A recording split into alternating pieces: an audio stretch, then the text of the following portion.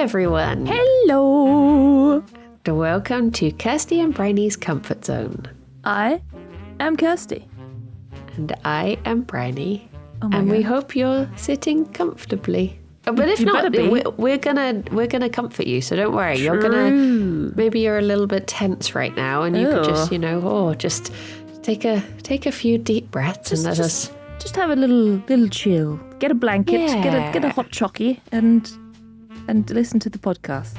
Let us do the thinking for you, so you don't have to Wait. worry about it. I have to think. Oh no. Just head empty words out. That's what it's all about. That's how I operate generally. Head empty words out. That's the way we Write it down. Do you know- I'll put it on the merch. I genuinely get that sometimes when I'm streaming, because it is literally just like a stream of consciousness. It is. And Yeah. people will reference things that you've said and you're just like, oh, why are you saying that? Literally. And they're like, you just said it. Literally, right. I was talking about asparagus on stream and how it makes your pee smell funny. I think I was talking about Yeah. asparagus, something like that. And I said something like, it tastes the same as when it comes out or something like that. And I didn't mean that I drink piss. I meant that it just smells bad. And everybody was like, oh, what? What? And then they clipped it, and then Sid uploaded it to YouTube, and I was like, great, now I'm the piss drinker. Hail the piss drinker. I don't think when I'm Sometimes, talking. I swear, a lot of the time, streaming is essentially like someone stood in a field and they've got their bag of seeds, the seeds of words, and you're just throwing them out. Yep, just yeet. You don't remember every seed you've thrown. Sometimes you might be like, oh, that's a But the funny little looking seed. birds that but- fly down and pick up the seeds, they pick up the ones that say, I drink piss. That's how it goes. Yeah, pretty much. Pretty much. I don't drink piss. Thank you for it. We've got it on the record. It's on the record now. Add it to the wiki. Kirsty does not drink piss. This has been Fun confirmed fact. in episode 71 of Comfort Zone. I did a weird thing What did you do? yesterday. I have no memory of this, I will say. Okay. But Alex told me, well, actually, I guess he told me last night, so it would have been the night before. He told me that in the middle of the night, I started like shaking him. It's hard to sort of describe, but I was like pushing his shoulder repeatedly, but shaking him in a way that made him think I had heard someone in the house, like there was an intruder, and I was trying to shake him awake, but quietly, sort of thing. I was doing that sort of motion, and he woke up startled, thinking like, "Oh my gosh, am I going to have to like, get into attack get the mode? Am baseball I going to bat. have to?" Yeah, am I like getting ready to fight, sort of thing. And then he was just like, "What is it? What is it?" And apparently, I just went, Oh my God. and then he was like, "You're asleep, aren't you?" And I was just like, so he was just a bit freaked out by this, as you would be. But the dream, oh no, wait, it wouldn't be this one. Oh. No, this will be for next week. This is a next week story. I don't think the dream I had for this one was then. But still, a pretty weird thing to have done. But that's going to have to be a cliffhanger for next week's dream, which you will hear Yeah. the context of why on earth I was doing that, because I have Tune no in memory of that. Next week. Let's Yeah, hope you like I- this week enough. Man, I do weird stuff like that all the time. Like, obviously I don't notice it like when I'm alone, but in the past when I've been like around other people, like if I've been staying at a friend's or with a partner or something, I just do weird stuff in my sleep. Like I talk about random stuff. I attack people. I'm pretty sure I've said it on the podcast before, which it's becoming a catchphrase now. We're a bit like the Triforce podcast. I think we've talked about this before, but I was staying at a friend's after a house party, and we were all in the living room, like sleeping everywhere, just like on the sofas, on the floor. Yeah. And I just sat bolt upright and I went, we're going to miss the bus. Get the suitcases. We're going to miss the bus. And they were like, what bus? And I was like, for fuck's sake, get the suitcases. And they were just like, and then I just went back to sleep. I have a friend who's like that. I stayed with him like a few times because we were sort of like teenage friends. So we went to the house parties together, and we were always like that sort of close friends that we could just happily, if there was one bed left, we'd be like, we're sure, we don't mind. Yeah. And so I got to experience a lot of times where he would just like all of a sudden turn around and look at you, but with his eyes closed, like completely asleep, and be like, I swear you can see my face. And then just lie back down. There was one time, it was New Year's, I remember, where he just sat up and screamed and then lay back down again. We were like, okay. Okay. That's fine. I had a childhood friend. I never saw him do it, but I remember him telling me, because it was a sort of a thing amongst his family that he would do it quite often. But yeah, he would wake up screaming, like fully like guttural screaming, and like terrify his family. And he had no idea why. I have such a memory of my sister. My sister's like 6 years older than me, and she was having a sleepover. She would have been like primary school age, but I guess because she was so much like, all of her friends seemed so grown up to me that in my memory they're sort of like adults, but I guess they would have been about 12. But I was like, oh, so grown up, a sleepover party, wow. But because I was the annoying little sister, they sort of gave in and let me sort of stay downstairs with them, and I was all excited. But one of her friends was a sleepwalker, and I have this memory of me sort of cuddling up to my sister, just like, why is she doing this? And my sister was like, it's okay. And I was just watching this like sleeping person walking around, and I was terrified by this. And from then on, I was a bit like, I don't want to go to sleepovers. They are freaky and weird things happen. I never went to many sleepovers as a kid. I have a vague memory of one sleepover that I went to, and it was a friend called Laura, who I don't really remember being friends with her, but I was at a sleepover at her house, and it was just us, so like it wasn't a group thing. And I remember we had dinner, and I had my elbows on the table, and she said something like, that's rude, you shouldn't do that. And I was like, oh, I didn't know that, sorry. And that immediately made me feel uncomfortable. And then come like 8 o'clock, I think it was like, right, time for bed. Everyone has to go to bed now. There's no TV in the bedroom. And I was just like, oh. Bearing in mind, I was probably like, I lived in the pub at this time, and we moved out of that in 2001. So I was less than 10 at the time. Yeah. But the fact that we lived in a pub, I didn't have an 8 o'clock bedtime. Yeah. And we didn't have a dinner table which I could put my elbows on. And so it came to 8 o'clock, and I was just like, this is weird. There's so many rules. And I remember I just started crying, and eventually they had to call my parents and get up to pick me up. So this place sucks. Oh, I'm going to leave you a bad review on TripAdvisor. I am. I can't even put my elbows on the table. Exactly. Crying. No TV in the bedroom? I know. Terrible. Awful. I used to sleep over occasionally at two of my friends' houses, and it felt like so far away, but one of them literally lived across the road and the other one was at the bottom of the road, so it was never particularly far. But one of them, the one at the bottom of the road, I remember one time staying at hers, and we were like, oh my gosh, imagine if we stayed up the entire night. We can do this. No one will know. Only we will know. And I stayed up the entire night. We did it. And then I walked up the road, and I got into bed, and then I slept until dinner time.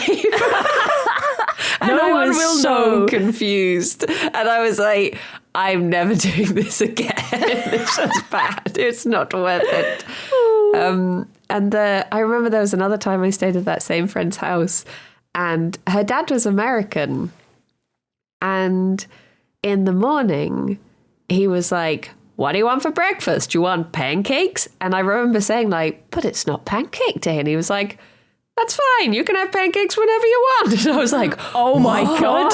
That was like my horizons just suddenly broadened significantly. I was like, what is that? Wait, pancake day, is it?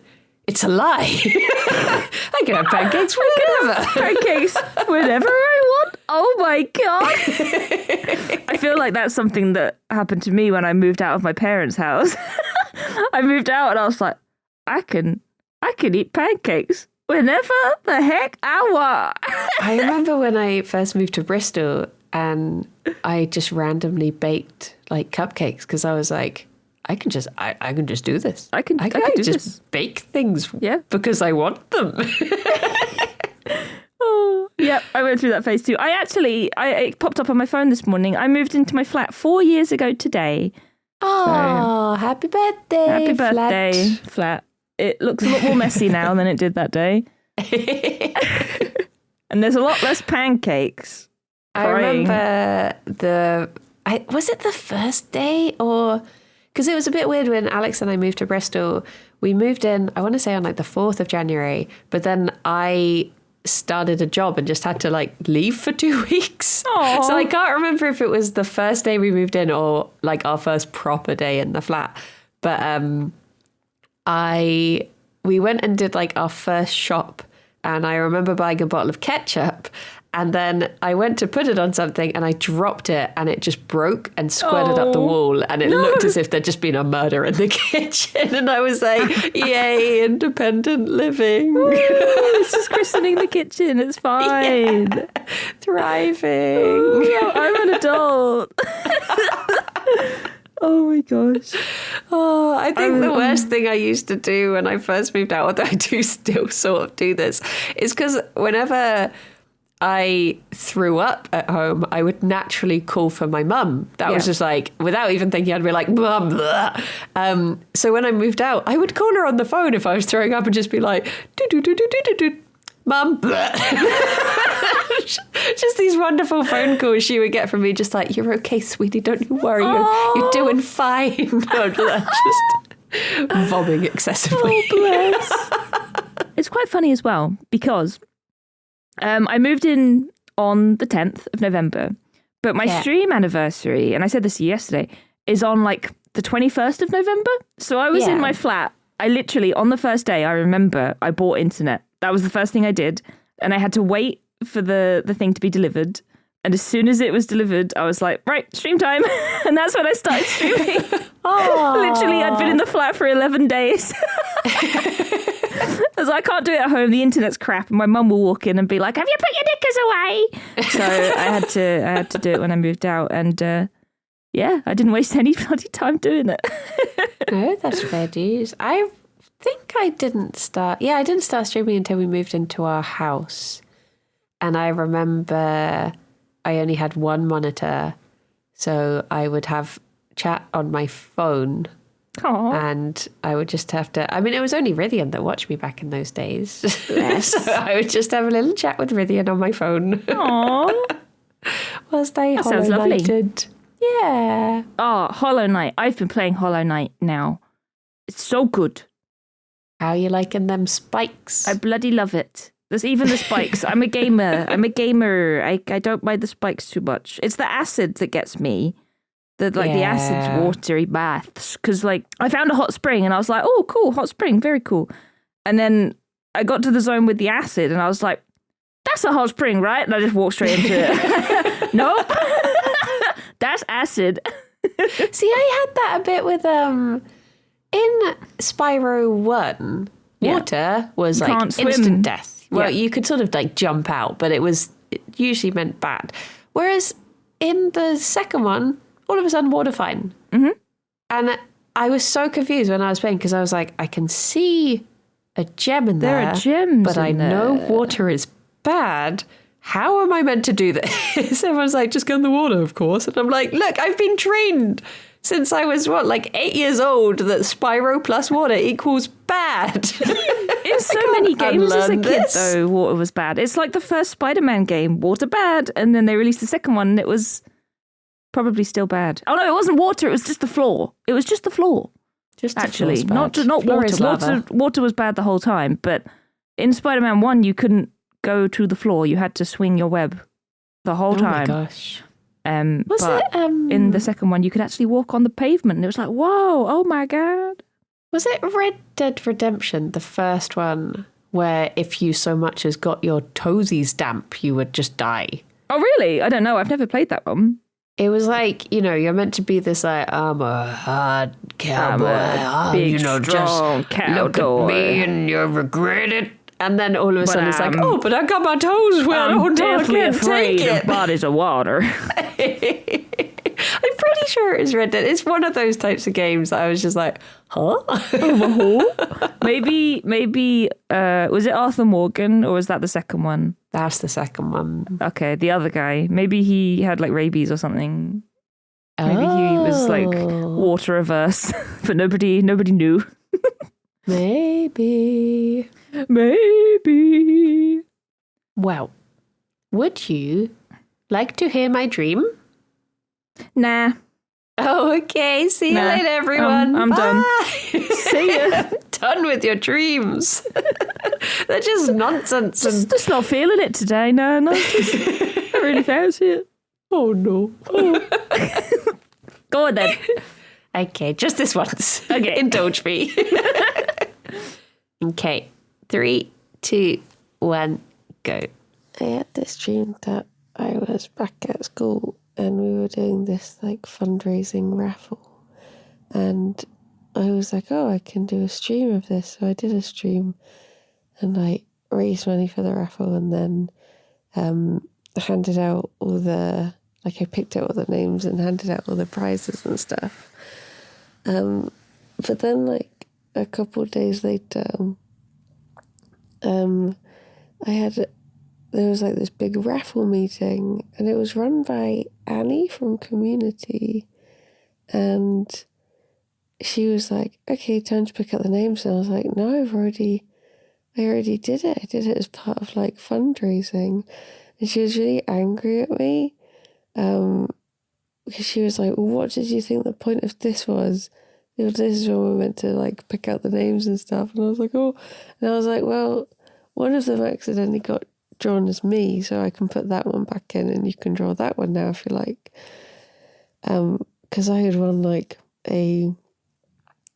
was a crossbow replica, but a personalized one. I was like, I don't want a crossbow. So I was like, oh yeah, you can pick that one out. And then she wrote me this letter of what I'd done wrong, and one of the things was kept too many prizes for yourself. And I was like, I didn't keep any of the prize. What? I also just remembered at the beginning of the dream, the way I did the fundraiser was I went for a run through the woods and collected these tiny money bags. They were teeny tiny, little, enough to hold 3 coins. And I was handing out the names as I went or something like that. It was very strange. But yes, I think that's all I remember. The end. Bye-bye. I think that was me saying, I think that's all I remember. Oh, yeah. Bye-bye. Bye-bye. So yeah, immediately. Wow, keeping prizes for yourself, SMH. No, but I did. I think this must have been 2 things. So throughout November, December, in my Discord community, I do a Secret Santa where I put everyone's names in and I shuffle them and they give an art prompt and then I hand the names out. So I guess raffle-wise, I would have been collecting a lot of people's names at this point. So I guess that's why it was a raffle. But I also did a brand deal recently where people got prizes and they actually had to go out and find physical things. So I guess it's probably just a mixture of those two things that I was thinking of, people going out and getting things, but also a raffle, lots of names. But I did look up prize. And there's different sections, but it says, in dreams, to win a prize is to have succeeded in overcoming our own obstacles. We are being acknowledged by other people for having made the effort to succeed. So I guess I did win a prize, but I didn't feel very worthy of it, which sounds about right for me. You're very worthy. Thank you. But it also says to be giving away prizes suggests that we are giving public acknowledgement to efforts others have made. Aw. And I feel like I am better shouting out other people and things that they have done. I can't think of anything that would have been happening around this time in particular. Or would it have been 5 days ago? When was your charity stream? It was the end of October. Oh, so it was I around the 28th wonder, ish. Because I guess I did praise you a lot. Maybe that was my brain trying to give you a prize for doing well. Thank you. Thank you so much. It's a custom crossbow. Oh, lovely. Would you like it? Wonderful. Thank you. Yes, I'll take it. I'm trying to think why. Oh, it's probably just because I bloody Baldur's Gate again, isn't it? Because Oh, have you been playing more? Yeah, and I'm a bow boy. A bow boy who often has a crossbow. So I wonder if it was that. How far are you now? We have just left. Hang on, wait, what act? Well, okay, see, I don't know anymore because I could have sworn I was in Act 2. But then... Right, so you're in Act 1? Yeah. Okay. Because then someone said to me, I thought, okay, we've done this thing, so we must have started Act 2. You thought the mountain pass was Act 2? I thought... Because I did. Yeah. But it's not, no. Yeah, so all this time I've been saying to people like, I'm in Act 2, and then people spoil stuff for me, and I'm like, why would you tell me that? And it's just because I've been telling them that I've been further ahead than I am, and then people are like, no, I think this is mentioned quite early on. The crash. Hang on, wait. Oh, they go too late. Yeah, that is mentioned very late, early even. Yeah. Yeah. But I guess the other difficult thing is it depends what order you approach things in. Yeah, literally. Baldur's Gate 3, Act 1, spoilers, starting now. Anyway. I did everything in Act 1. I say everything. I explored everything. Whether or not I did everything is a different question. But I got to the mountain pass and I was like, okay, I thought it was Act 2 because it showed the thing like, oh, things will change if you go this way. So I was like, right, I'm not going to do that then. And then I went to the Underdark because I hadn't gone to the Underdark before that. So I went to the Underdark. I did the whole temple thing. I did the forge. I did all of that. Yeah. Then I went back and did the mountain pass. Then I went back to the Underdark and I went into the next bit, which you're probably not in yet if you're still in Act 1, through the Underdark. See, yeah, we got that prompt when someone was about to take a bath, shall we say, and we were like, oh, we don't want to move on yet. Someone was about to take a bath. They were getting dunked. They were going in, getting... I can't think of how else to word it. What? Huh? But there was a bit there where it was like, you'd better make sure you've tied up your loose ends. So we left it there. Right. So yeah, it's difficult to know, like, because everything is in such different orders. So I guess we are, well, someone said that we're in essentially like Act 1.5. So yeah. Yeah, pretty much. If you're around the creche. Yeah. Have you done the creche yet? Have you finished Yeah. it? Yeah, okay. Yeah, then you're pretty much on the cusp of going into... Have you done the Underdark? Yeah. Yeah. You're pretty much on the way to Act 2 then. Oh. Congratulations. Yay. You'll know because you'll get achieve when it happens. Oh, okay. That's how I knew. I was like, oh, that wasn't Act 2 then. Well. Yeah. Oh my gosh. Just so much. There's so much game in that game. This bad boy can fit so much game in it. God, just wait. Just wait. Act 2, I feel like, is the smallest act, but there's a lot of important stuff that happens in it. But then when you get to Act 3, my God, there is so much. I know so many people that have got to Act 3 and they're like, it is too much for my brain. I'm taking a little break. And I've done the same thing. Like, I've done a lot of the stuff in Act 3, but I'm still just like, I'm just going to take a little break and come back later.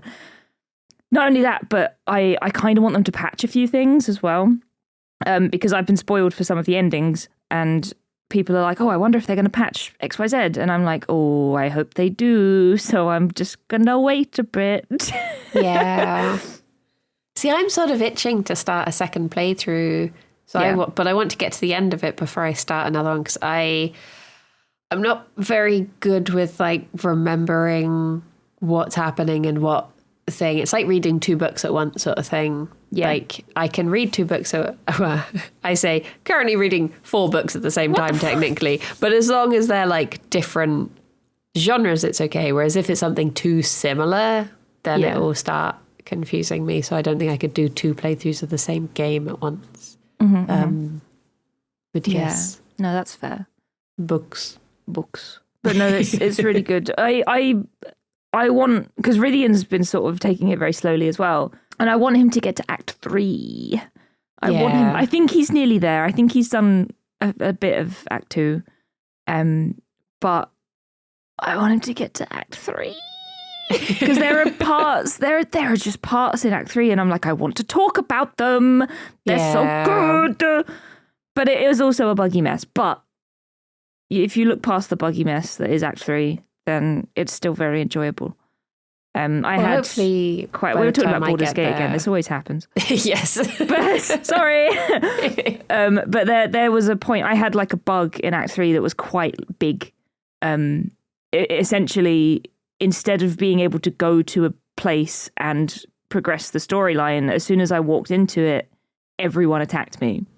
And it was a bug because I didn't do anything to spur that. Like, you're naughty. It was absolutely a bug. And the problem is, when that happens, an important quest NPC is just killed on the spot.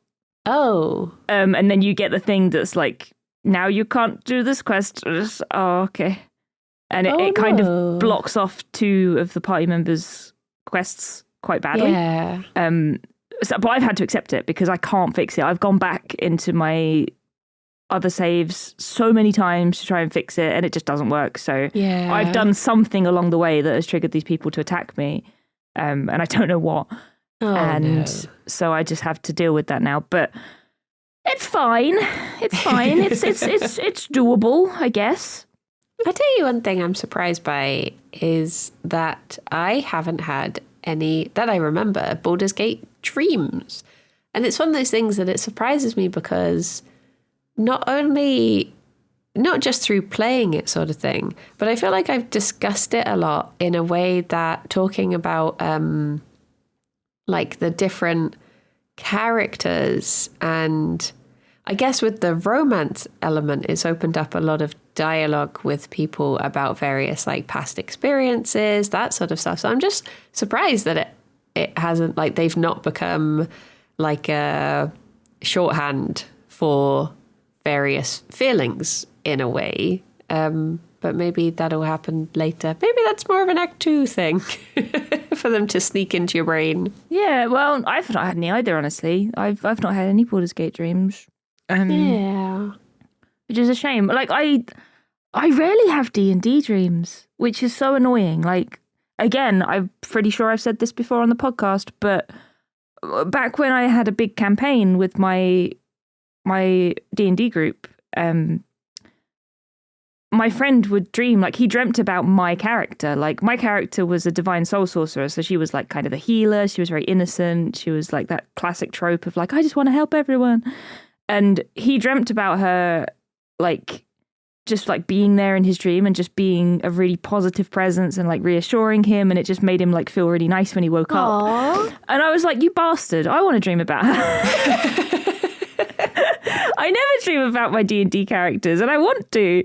Yeah. They just never, ever, ever enter my brain when I'm sick. But the thing is, when I am playing in a campaign, like we've got Pathfinder campaign going on right now with Rythian DMing, and when I go to sleep, I just think about that. Like I think about Pathfinder scenarios, like what happened last session. I fall asleep thinking about all of it, and I still don't dream about it. Never dream about it. And I'm just like, please, I just want one crumb of Pathfinder dream. And it's the same with Baldur's Gate. Like, it just doesn't enter my brain. It's really bizarre. It just feels like it would be like a nice free episode. Yeah, exactly. That's what I want. I just want a free episode of Pathfinder or D&D in my brain. And it just will not give it to me. Yeah. Crying.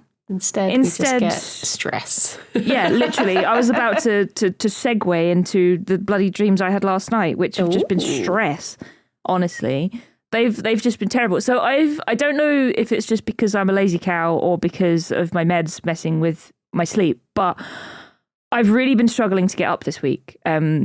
We were meant to record yesterday, and literally I joined the call and I was like, hello. And Brian was like, should we do it tomorrow? Yes. And yeah, I've been really, really, really struggling to get out of bed. Like when I wake up, my eyes are just so heavy, I have to go back to sleep, and it's just awful. So I've been snoozing my alarm a lot and having those really vivid dreams in between snoozes.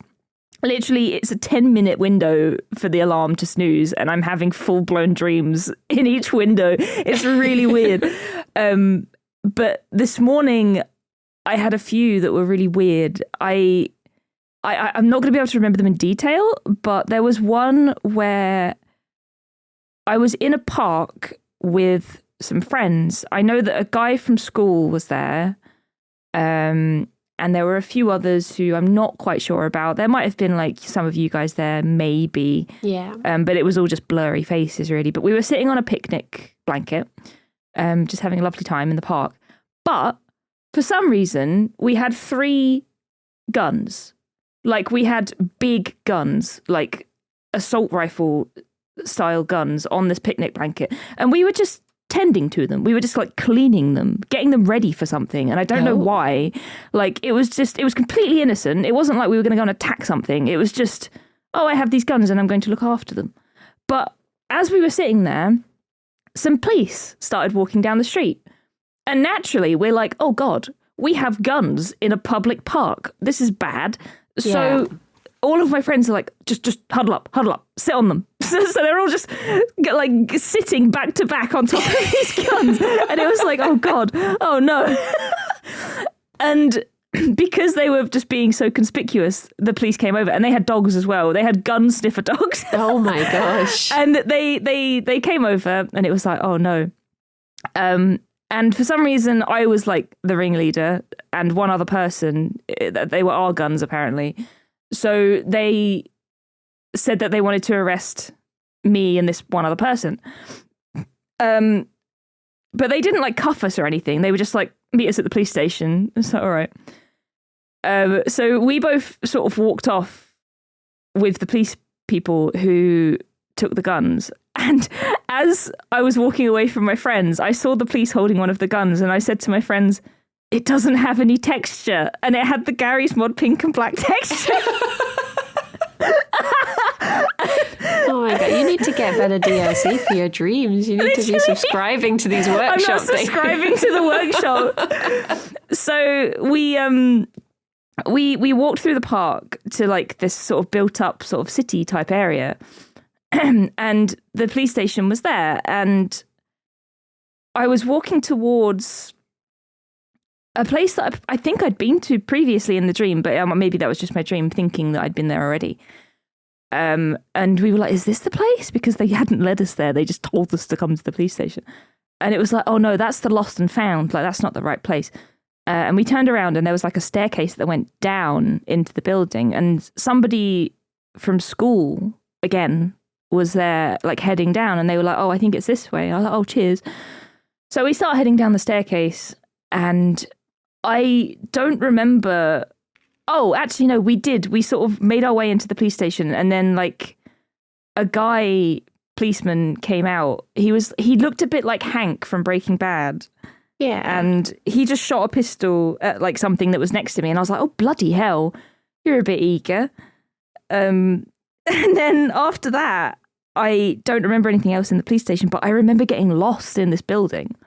And it was like an MC Escher-esque thing where it was like just office buildings and stairs. That's all it was. It was like conference rooms and stairs, and I was just getting lost. But it had like an airport kind of layout. Yeah. So it had escalators going up into another conference room and then another staircase. And it was like, right, I know I have to go up that staircase, blah, blah, blah. And I think what spurred that was that I watched Tom and Simon play a Backrooms game on Tom's channel the other day. So it was like liminal spaces. And the way that they described it, it was like an AI had tried to design an office building. Yeah. So it was just like unfinished walls and weird like holes in the wall and stuff. And that's kind of what the stream was like. It was just as if an AI had tried to design an office building. And I was just lost in it. And I couldn't find the police anymore. And I ended up walking through random offices with people in them that were like trying to do presentations, and I was like, oh, sorry. And I sort of walk in and I'm like, nope, this isn't it. Walk back out. And yeah, that was kind of the dream. It was really odd, really weird. Yeah. Very, very strange. But that was, I think that was the most recent dream I had, fresh off the brain this morning. Off the top of the old dome. As I was snoozing my alarm. Well, I've discovered some interesting things that might help you to figure out this dream. Uh-oh. So, get ready to tick it off on your bingo. Uh-oh. The gun or pistol Penis. traditionally represents male sexuality. There it is. Thank you. If we are... well, you didn't shoot the gun, did you? No, but the guy did. Hank from Breaking Bad did. Well, for Hank, if you're listening, if we are shooting the gun ourselves, we may be using our masculine abilities in quite an aggressive way in order to defend ourselves. He bloody was. There you go. He's being bloody aggressive. But interestingly enough, I looked up dreaming of the police. It says, dreaming, particularly of police, can indicate a kind of social control and a protective element for us as members of society. Often a policeman will appear in dreams as one's conscious. We may feel that our wilder, more renegade side needs controlling. So this is it. You're a ne'er-do-well. You're a renegade and you need controlling, Kirsty. I do. My Gmod guns with no texture need controlling. They're telling me to subscribe to the workshop. Actually, you say that. When we did TTT this week, 2 maps in to the recording, I was like, oh shit, I didn't subscribe to the workshop. So I did it mid recording. So yeah, my gosh. There it is. I think I say that I never have Pathfinder dreams, but I think part of this was inspired by Pathfinder. I'm going to be honest. Because our Pathfinder is set in Alkenstar, which is like, it's kind of like Arcane. Have you ever seen Arcane? No. Oh, okay. It's like a steampunk metropolis cowboy type setting. Okay. Arcane is less cowboy, but we've sort of gone more like cowboy. There's saloons, but it's also sort of steampunk. There's a lot of like steam machinery and gunslingers and stuff. It's very cool. And so there are guns. And my character has a person in their backstory who's like a childhood friend, like a guy. And in the dream, me and a guy were being arrested. And in Pathfinder, there is the chance that we will be arrested. You're a renegade. This is what it is. We are outlaws. I mean, and in the Pathfinder, I had a vision that me and him and a couple of others were arrested, and we were basically executed in public. Oh like my we were gosh. on a platform, and like the captain of the guard were using us as an example, and was saying like, oh, we need to rid Alkenstar of crime. But the captain of the guard is like really dodgy. She's got like crime lords in her pocket. Yeah. So we're trying to take her down. But in this vision that my character had, the pair of us are on this platform, and we've been captured, and we get killed. So in the stream, like it's me and a guy being arrested by police, one of which was a woman. I know for a fact one of them was a woman, and this guard, the captain of the guard in Pathfinder, is a woman. And yeah, like, and there were just guns everywhere, and I think the guns were because Pathfinder. Like my character's friend he's also a gunslinger. He works for a mercenary company called the Gilded Gunners, and they have like big guns that are golden. But you know, maybe it was golden if I had subscribed to the workshop. But in my case, it was pink and black squares. But yeah, so I think maybe there's a hint of Pathfinder in there as well. Well, but also think- penis. Yes, you can't forget that. Yeah. I looked up office because obviously in the end bit you were in the office. And it says, often our work or office situation gives an environment in dreams with which we feel comfortable. It is slightly more formal than our home and often deals with our feelings about or relationship with work and authority. But specifically, it says to be in an office, particularly if it is not known to us, would suggest some kind of order or bureaucracy is necessary in our lives. So I am might very be disorderly. Well, yeah, I was wondering. Oh, no, that's not me agreeing with you. Yeah, yes. Sort it out. But I think recently we were talking about trying to get organised for things.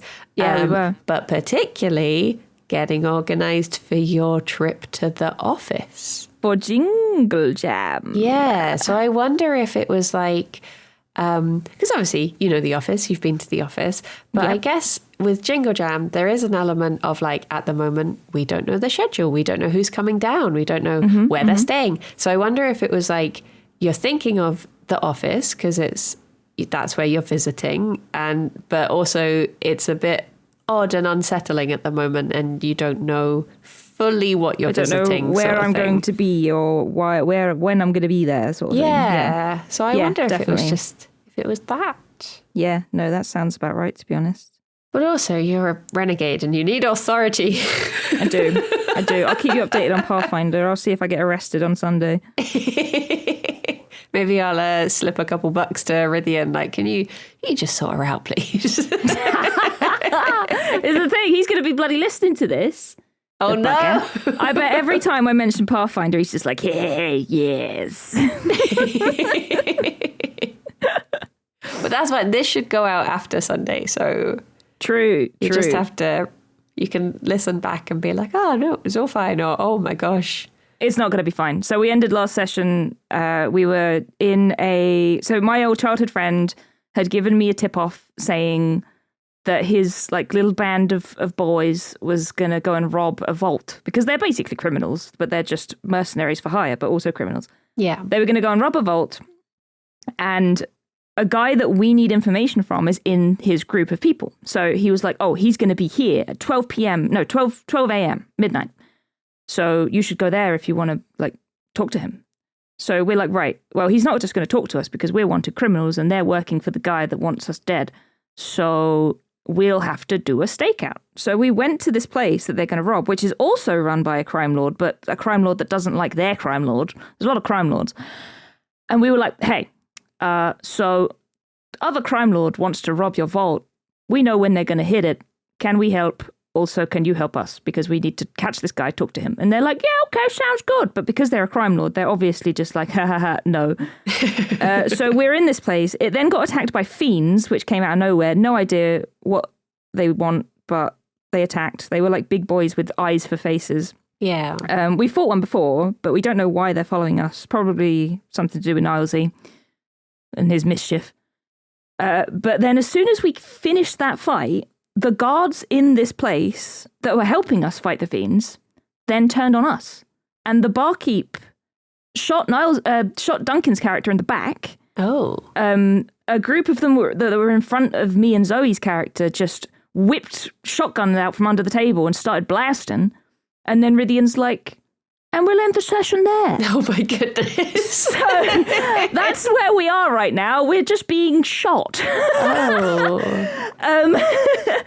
So yeah, that's why I'm probably dreaming about guns, I'm going to be honest.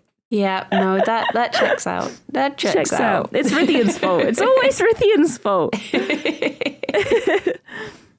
Somewhere it probably won't be okay, but we'll see. In the Pathfinder universe, all of your characters are just stood there and it's got that like Matrix bullet time. They're just hovering, waiting, and they're all just like, It does the like JoJo to be continued. Yeah. Not only that, right? It gets worse. The thing we were fighting before all of this happened gave me and Zoe bubonic plague. So we also have bubonic plague. And we're being shot at. Pathfinder. Not the best of times. Not the best of times. But not the worst of times. Did you ever read NPCs by Drew Hayes? I can't remember if you said you finished it or not. We talked about this last time. So this was one of the ones for the book club, and it was probably the last book that they did before I was like, I don't have time for book club. Yeah. So everyone else read it, and I didn't. I think I might have read a few pages of it. Because I borrowed your copy for my book club, didn't I? You did. So if you do get time, I would recommend it because it's quite funny. Like the setup of it is that there is this like D&D party that go into a place and they do this sort of thing. They get themselves into trouble, they all die, and then it's like the real, not real world, but the real for that like role play world.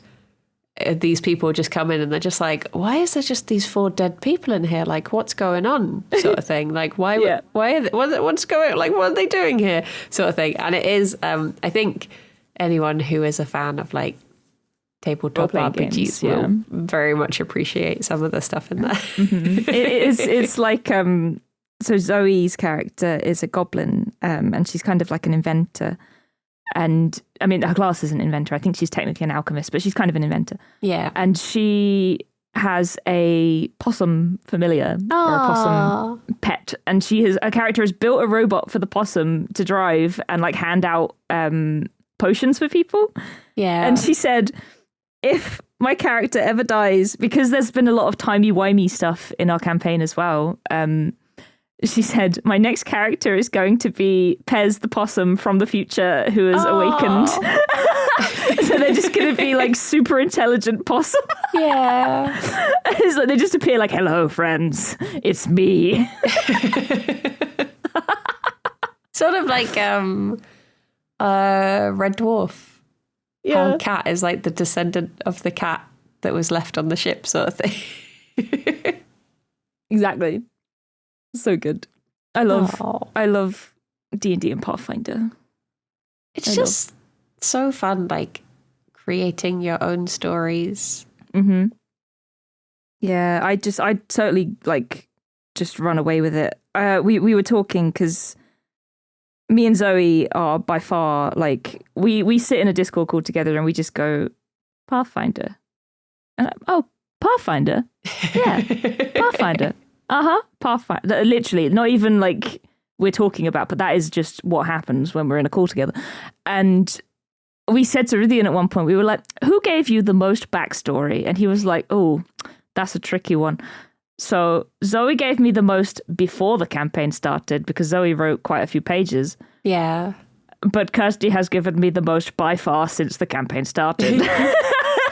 Because after every session, I'm like, okay, right, this happened, so this person is from my backstory, blah, blah, blah, blah, blah, blah, blah, blah, blah, blah. It is funny how, like, different people approach it so differently. I was talking to Katie about this the other day, and she was saying that she very much isn't that, she doesn't like doing backstory very much before a campaign. It's sort of, like, rather feel out the character as she goes along. Yeah, I'm like whereas that. Kim is a lot more, because obviously Kim has like a writing background, and I guess she is very much like wants to have this set character in her mind, like why they're making these decisions, what's happening, sort of thing. Yeah. And I guess it's nice that it does sort of allow for Both. however you want to approach it. Yeah, exactly. I really like... I come up with a character beforehand and I kind of know how they're going to act. But I tend to bounce off the other players and the NPCs and the world more as I go along, and I shape the character based on that.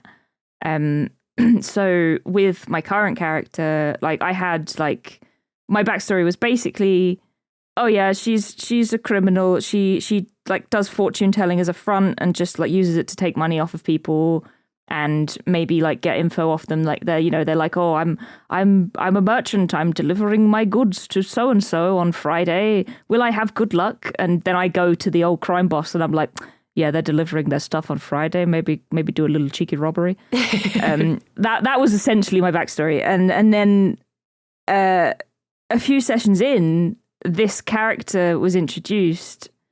And Rydian was like, oh, you recognize him? Like, you used to run with him when you were a kid sometimes. And it was just kind of a throwaway, like, oh, yeah, you probably know this guy. And then after the session, I was literally like, yeah, we were like pals and we had one other pal and we did this and this and this. And then like the whole backstory came from that. Yeah. And now this guy that I'm probably going to get arrested with is him. And I can't really remember like the backstory before he was introduced because now he's such a vital part, you know? Yeah.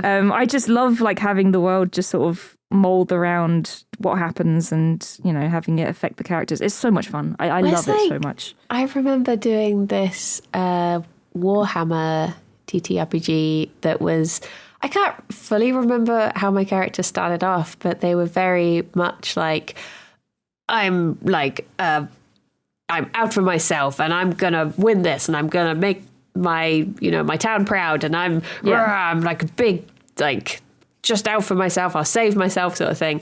And then this character got absolutely smashed. Like he had his leg broken. He was like limping everywhere. He had some sort of disease or something. And there was one bit where we finally, like it had been raining and we'd been walking for ages and he's like really just being crushed. And we stayed in this place and I literally like, he just, Tash's character was already in bed and I was just like, I climb in with him just to be close to someone. Oh my god! And Dash was like, he allows it. Bless. I would love to play. We need to do our Pathfinder thing. We've been like, I don't know all this, but fuck, I really, really, really want to play Pathfinder or D&D with you because I feel like you play like I do. Like when you said you enjoyed the Warhammer thing because it was so brutal. Yeah. Like I love playing like Pathfinder and having just awful things happen to my characters because I love working through them with them, you know? Like my character, like I said, there was timey-wimey stuff. So we went to this temple that had a big like altar in it, which basically sent my character back in time to when she was a kid. And it was like at the crux of like the backstory thing, which led to one of her friends being killed and this other friend, the guy, sort of just being estranged from her. And she literally went back in time, opened her eyes, and they turned to her and they're like, right, so that's the plan. What do you think? And originally she was like, yeah, this is great. This is going to be perfect. But this time, obviously, she was just like, no, don't do that. No, bad idea, bad idea. Yeah. And so that has changed her whole backstory. So the way it happened was like eventually she managed to like split from it and like wrench her conscious back to her body in the present. But the way it worked was the two realities, so the original where she did the thing and the second one where she said no, just smushed together in her brain. Now she has both realities, both like streams of memories in her mind, and they're just kind of merged together. And it's like, I don't know which one happened when. Yeah. Like, and now this friend, like in the first reality, he was quite sort of timid, he was just like a petty criminal, and he was quite nice. Like when he spoke to her, like after they met again, he was very like gentle, and it was really sweet. They had a nice little sort of thing going. But now he's very brave, and he wants to prove himself, and he's been doing more and more like bad things to get ahead in life. And he's working for this horrible mercenary company, and he's kind of standoffish with her. And it's really sad because she's like, why is this happening? And it's just so sad for her. Oh. And then she got back from, I'm sorry, I'm just blabbering about Pathfinder now because I just love it so much. But she got back from this time travel thing. They finally got back to the city, and she's like, oh, everything's a little bit different. But when she went back in time, the one person that she went to find to help her, like it was like a mother figure that she had, they came back to the present, went to the saloon that she ran, this lady, and as soon as they approached it, the whole place just exploded. What? It just blew up. Turns out the one of the crime lord that like is the big bad, or one of the big bads, he has orchestrated this, and it's just exploded. So we had to go in there, go through like a bunch of bodies and horrible. And I was like screaming for her, and I found her underneath like rubble, and she was like horribly maimed. And I had to like, it was like, you need to get her out now or the place is going to collapse. And I was like, my character wouldn't leave her, and she can't pull her out. She's not strong enough. So I was just standing there, and the others were like, call out to us, please. And I was just like, she's here. And they came in, and if they hadn't have come in, my character would have just fucking died. Like she would have just been crushed. And then when they pulled her out, like she couldn't see, like her eyes were all like burned, and she was like reaching out for my character, like calling her name, and I was just like, oh. It was so sad, but I love it. It sustains me. Yeah. It's so good. So yeah, I would love to play Pathfinder with you. We can just be in the deepest pits of despair together. Yay. And it would be wonderful. Our discomfort zone. Yay! Well, if anyone's looking for, character inspiration, why not someone who is traveling to an office and feeling nervous, or someone who feels unworthy of prizes? Give your character a fatal flaw, make them bad, and then you'll have fun. Make them us, and you'll have a great time role-playing them, because they'll just be shit. That's how I play Pathfinder. I just be me. Download the new Comfort Zone RPG.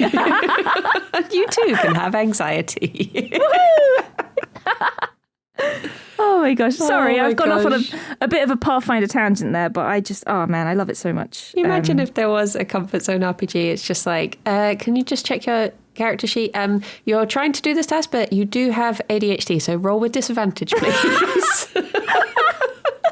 You do get distracted, I'm afraid. You do. Oh dear. I feel like I'm going to have to do this. I'm going to have to just make one. It'll be like a D6 one, like the Bears with Hats one, the honey heist. Amazing. Yes, this has to be done. Oh, well, oh dear. Thank you for a very lovely chat, as always, Kirsty. Thank you. You got me all fired up about Pathfinder now. I got to wait a couple of days to play. Bloody Rithian. Bloody hell. Bloody Rithian. Jeez. Just run it every day, Rithian. God.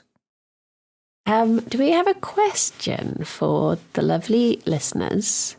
Okay. If you have ever played copious amounts of video game or TTRPG, have you had any very fun dreams about them? And have your dreams, if you have had them, shaped how you've played the game or approached things? There we go. Perfect. That's a good question. I like that. Nice. Rithian, answer that question. Thank you. Well, thank you everyone for listening, and thank you, Kirsty, for a lovely, comforting chat. Yes. We hope you're comforted now, all wrapped up in your blankies. I'm comforted talking about my discomfort in games. Nice. Thank you so much, everyone. If you don't like Pathfinder, I'm so sorry. But hey ho, tune in next week to find out what Bryony's giggling and shaking Alex is all about. Yeah. Bit of a cliffhanger. Yeah. Find out later. And also, I'll tell you what happens in Pathfinder on Sunday. Nice. Perfect. Well, until next Until next session. Until next time, everyone. Bye-bye for now. Bye-bye.